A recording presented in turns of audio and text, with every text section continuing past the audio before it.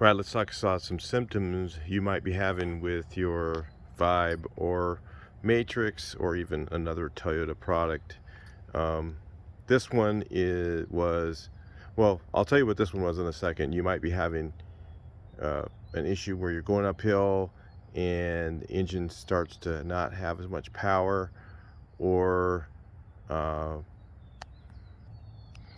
it might be like you're going uphill and it kind of feels a little bit lungy like this, a little bit of like it just doesn't have all of its stuff all together. It feels a lot like a bad catalytic converter where it's kind of plugging up as you're going uphill, but you don't smell the rotten eggs and you're not, it's not plugging up solid or anything like that. I thought it was the catalytic converter at first. This car was actually what was happening when you go uphill. So if you start to go up a steeper hill, it would start to lose power going up the hill, and then it would start running hot. It wouldn't overheat. It wasn't no issues with the coolant. The coolant was clean. There was no issues there. So it would go uphill and it would start running hot. What was happening? It was running lean. And I'll tell you why. It's something that everybody misses on these cars. I've seen several people change the fuel pump and not change the filter. They don't know that they're looking at the filter right there. Let's look at one. And you guys that are subscribers to the channel, I appreciate you guys just giving this sucker a like real quick. And if you're not a subscriber, I won't want to do that. But yeah, and the reason I'm making 3 videos on this subject is because I'm trying to get them titled different so that when somebody is looking for a particular problem, they can find it. And there's also how to do the job, a little bit about the fuel filter here, and other things. So what I think was happening with this car, and it's fixed now, was the fuel filter, which is this little thing here, was plugging up. I've seen several people in videos say that this is the filter. This is not the filter. This is the pickup screen. This fits inside this guy right here, inside the gas tank. The fuel filter, this thing, is inside the gas tank. So a lot of people are not changing this on a maintenance basis when they probably should be.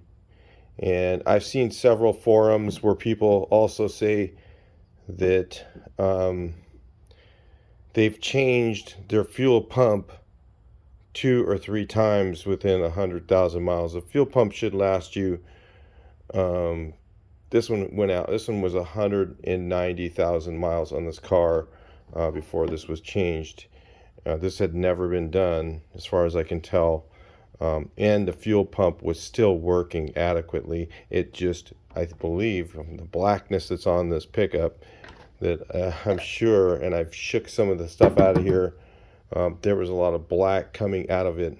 So I'm pretty sure, and you can see inside there how it's kind of black looking here. In there, it is probably completely plugged up.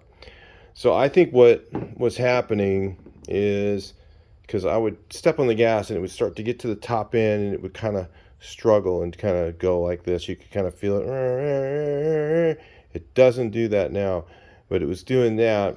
And when my daughter was driving it, she'd be going up in the mountains or in a long hill and it would start running hot because it's too lean.